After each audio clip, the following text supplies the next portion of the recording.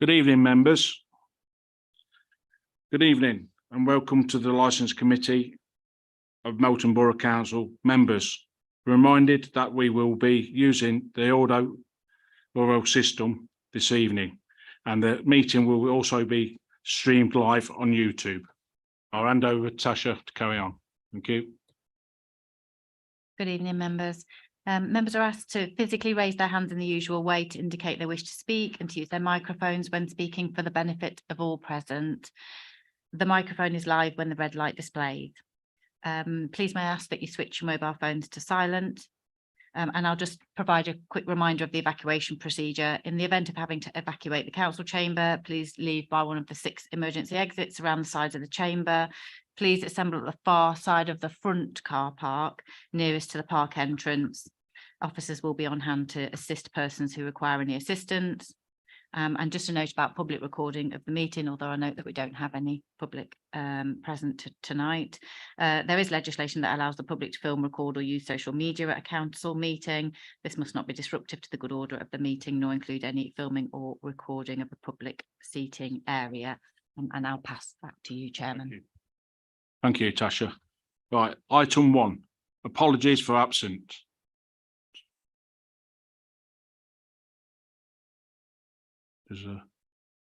No apologies received. No, so that's no apologies received. Item 2, declarations of interest. Do I read that out, Tasha? No. No, you don't need to. No. Okay, no declarations of interest. Thank you. Item 3, minutes.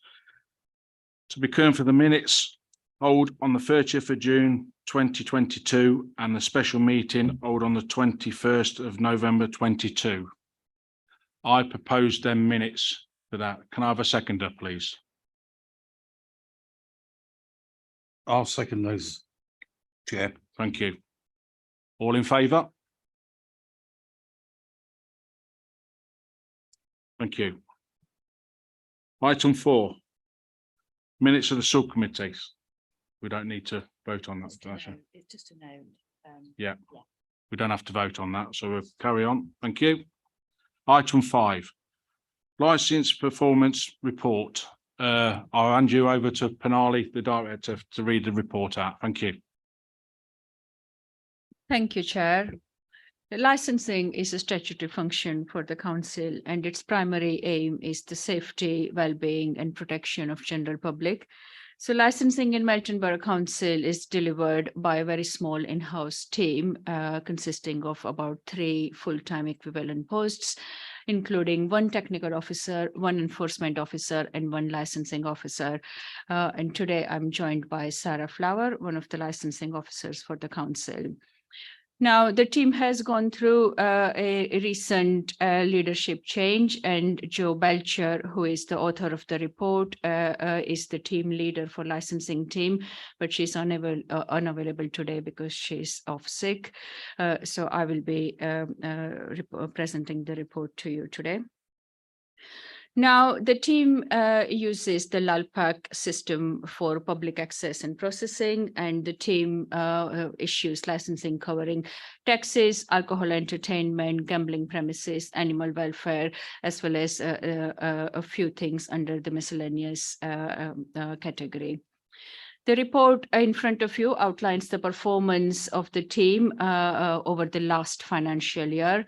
It also provides comparative information for the previous data for the previous 4 or 5 years, just to give you the context of how the performance has been improving or where we need to work harder. There is also a brief progress report on the audit that was undertaken last year on licensing functions, and there's progress report on the recommendations of the actions that were proposed. Now, talking about taxi licensing, so focus for the taxi licensing is on public safety, and we need to ensure that the standard and the knowledge of the drivers, as well as the standard and condition of the vehicles, are up to date so that the public safety is given the priority. The risk associated with unlicensed taxis could be really high. So we need to regulate both private as well as hackney carriages. There are about 60 drivers and 7 private hire operators currently licensed within the Melton area. And last year, the team processed about 52 hackney carriages and 29 private hire taxi licensing.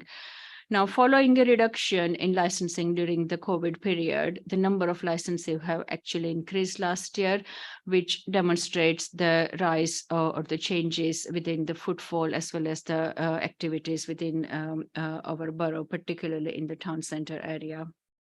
The average length of time taken to process licensing is reducing as well, and that is a credit to the team in implementing the efficient processes to drive efficiencies better. There were about 41 driver licenses also were processed last year, including 2 private hire operator licenses. From May last year, there is a new duty introduced to reporting safeguarding and road safety concerns and logging of these concerns on a database, which we have started doing internally. The second category of licenses is the alcohol and entertainment licenses. Now, the focus for this license is to prevent crime and disorder, promote public safety, preventing public nuisance, and protecting public from any harm. There are several types of licenses for sale of alcohol as well as regulated entertainment, such as, for example, a performance of a play or a temporary event or an exhibition of a film, live or recorded music. All these are covered by regulated entertainment license. Personal alcohol licenses are required by individuals who sell alcohol from the licensed premises, and the team processed about 59 personal alcohol licenses last year, as well as 101 premises licenses last year as well.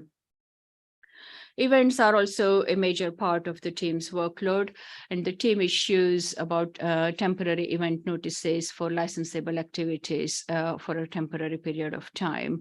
And last year, there were about 174 notices were issued. It was slightly higher number than usual, and we think that the Jubilee celebration may have played a role in that. We also get some late notices for events which are about within 10 working days of the event taking place. And we dealt with about 35 of them last year, which required urgent attention from the team and which were dealt with quite swiftly within 1 day or even less in some cases. Where the event attendance is greater than 500 people, the organizers do need to notify the safety advisory group, which consists of police, ambulance service, and other bodies of public safety. Animal licenses focus on protecting the health, safety, welfare, and animals either kept, bred, sold, exhibited, or worked. It also protects the customers from illegal trading, and there is a rating system that helps with that. There are currently 36 licensed premises in Melton, and over 97% of them are rated 4 or 5, which is really good.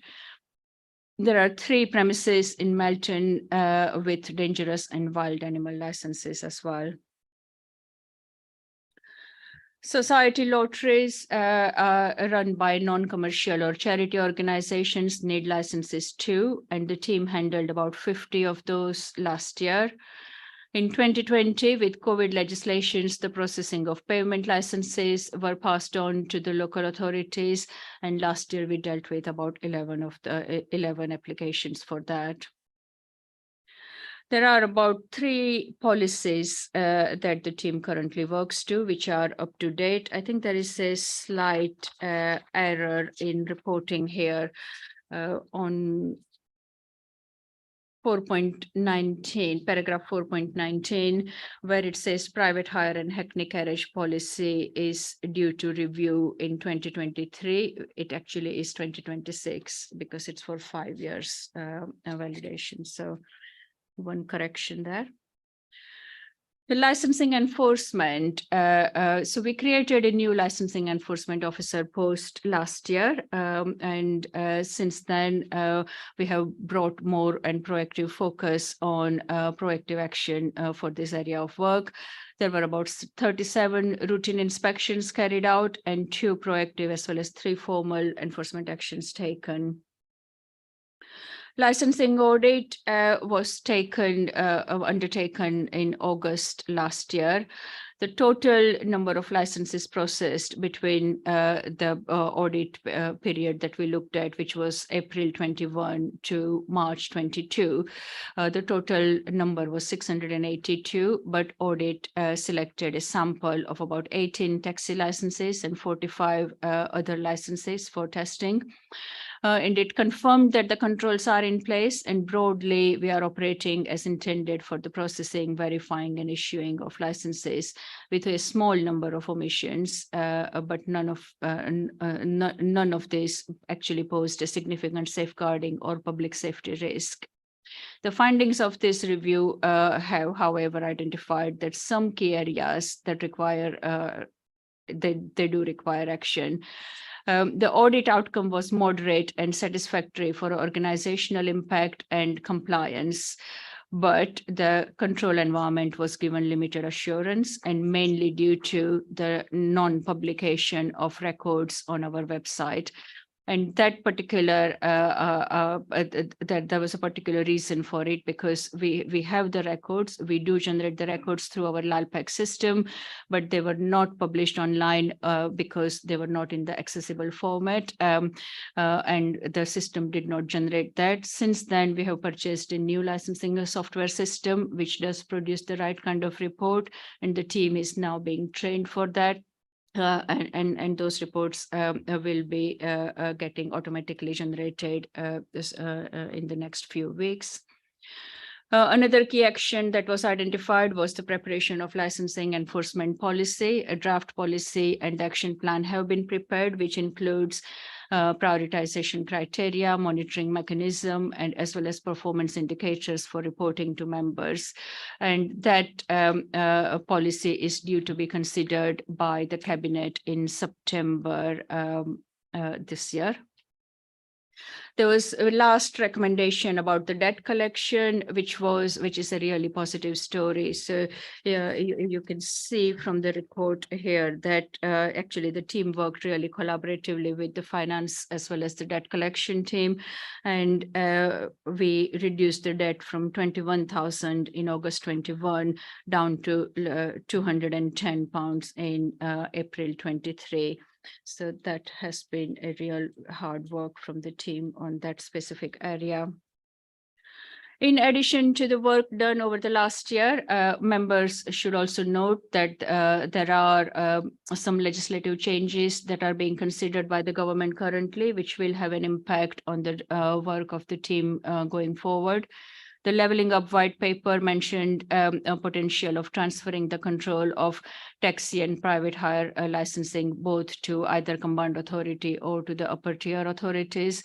There is no time frame attached to it, but it's being considered at this point in time.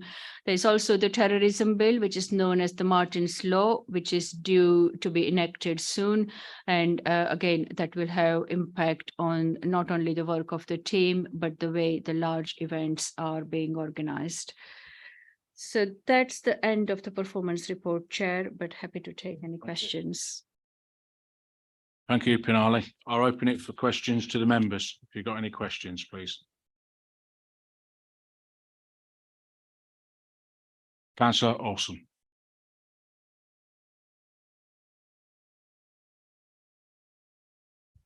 Yeah, you sort of said that 35 or 37 cases were dealt with by the enforcement officer. Is that 37 that were, you know, brought to the attention? So is that 100% sort of success rate? So no clarification. So 37 were routine inspections. Only 2 were proactive interventions. So am I correct in that? Yeah. That's correct, yeah. Okay. Any further questions? Councillor Pritchett. I'd like to thank the licensing staff for this report, and I'd also like to go back to 2019. I felt the licensing department have been at the leading edge in taking the initiative under Victoria Clark, who retired, in producing information about volume, times taken to process, staff costs, and everything like that. You know, I've been hugely impressed, and I've been hugely impressed at the quality of the reports that have come through the licensing department since Victoria started to improve them in early 2020. I just got a couple of things on this one. A comment at the bottom of page 34. I think those councillors who've been around for a while will know that most of us have not been happy with the amount of debtors or the action taken to collect debtors. The question here is, I just wonder how we got in, how we don't bank the money before we do any work on the licence. You know, you'd expect to bank the money. So I don't know. Now it's gone down to £210.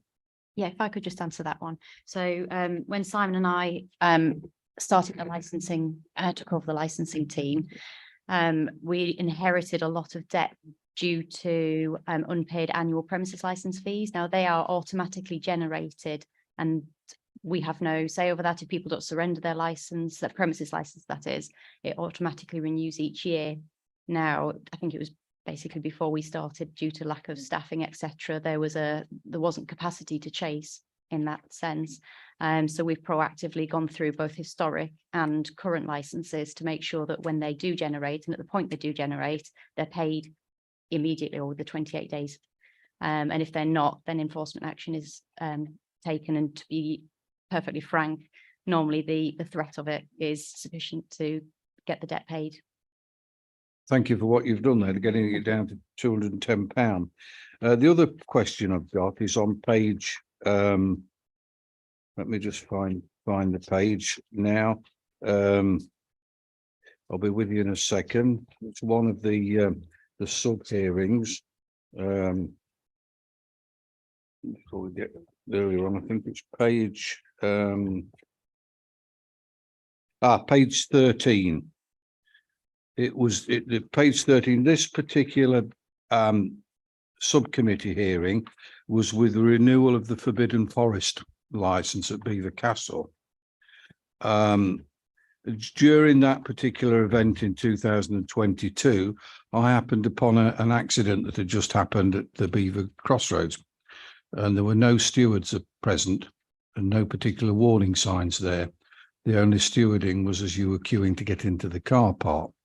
And I raised it. This year at the same location, there's been a very serious accident with life-threatening injuries. Somebody's in the going to the event in the Queen's Medical Centre.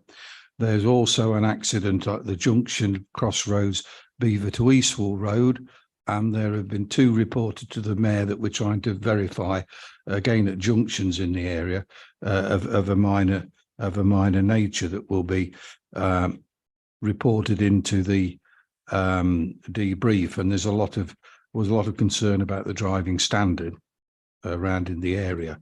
You know, the country roads, and people are flying in, you know, excited young people, which brings me on to the one that we consider to be of more risk locally, the Noiseley, early July, which is in a separate location. I think we're about 15 or 16 days off. They've started the pre-build today.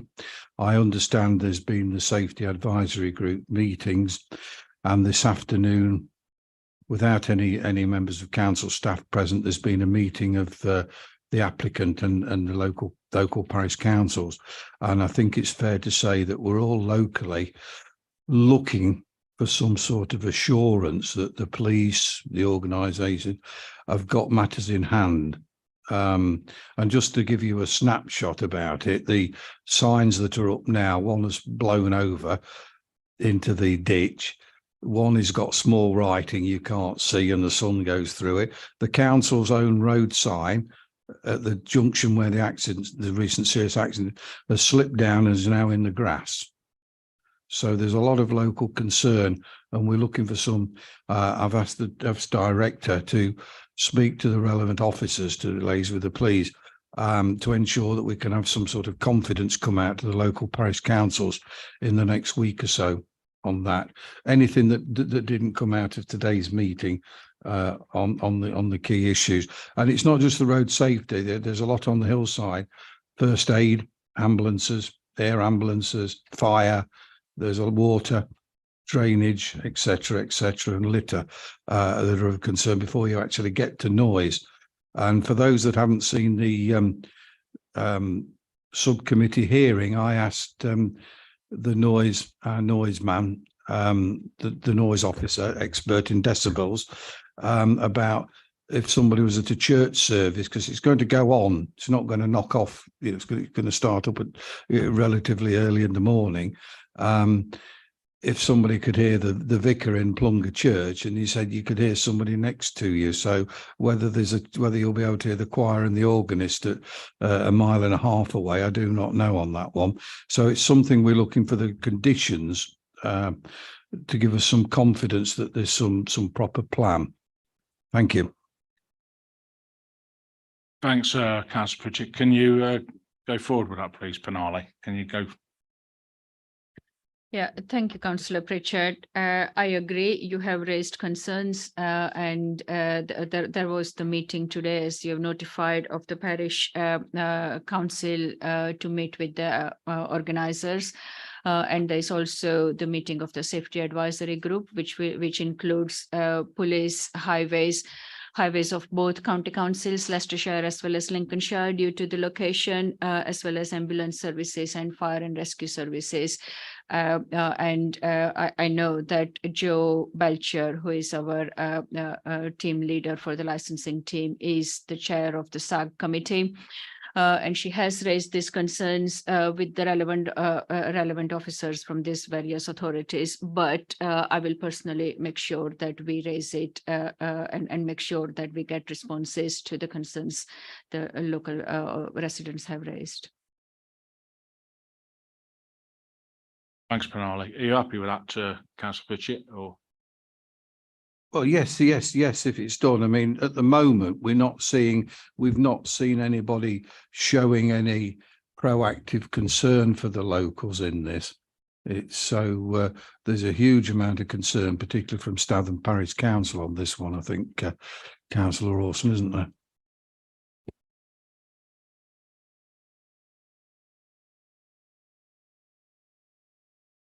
any further questions?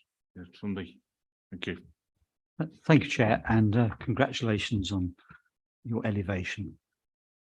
And thanks to your predecessor for the work done. And indeed, thank you for the report, officers. I read it cover to cover, and it's an excellent report. And it told me nearly everything I needed to know about the work over the past year. An excellent piece of work, if I may say so. I did have one question, and one question only, you'll be pleased to know, and that's regarding 4.24, it's a page 36. It's the possible future changes, where it refers to stakeholders in the last sentence. I assume that we are a stakeholder in this context, and what I'm interested to know, wearing two hats, of course, whether our comments as a stakeholder ought to come from this committee or from the council or from the cabinet. I don't have a strong view either way. That doesn't matter to me really, but I'd just like to know who will need to lead on that, and what the officers think about providing the input beforehand on that. And I gather that there's no sign of anything emerging at the moment, so it's just a warning that it might happen, but one to watch. And obviously it will have an impact on our staff, potentially, if it occurs, whether staff change to a different authority under TUPE, that, or whether it there are other implications. So we have to keep our eye on the ball on that, for staff as well as for ourselves. Thank you. Can I hand you over to Natasha to bit of info on that. Thank you. Sorry, can I just ask for clarification? Is it the bit about the levelling up white paper and the consultation with stakeholders? Is it that element? 4.24, is that right? Graph where the service may transfer to the higher authority. Have I quoted the wrong paragraph? That's right. That is, yeah, it's where it may go to basically the county council instead of ourselves. I think I'll let Pranali answer on that one then, if that's okay. So yes, those are the concerns. We are aware of it. And yes, when the time is right for adding our comments in the next stage of consultation, we will do it generally via the portfolio holder in consultation with the chair of licensing committee. But it will depend on the level of information asked during the consultation. So yeah, we will keep the members informed on that. Thanks, Penali. Any more questions, members? I've just got one. I'd just like to say thank you, Sarah, for the report, and Simon, very good report. Went through it, really good. Thank you very much for your hard work. Keep it up, really good. Right, any other business, members? No? Well, I'll close the meeting at 5 to 7. Thank you very much, members. Thank you.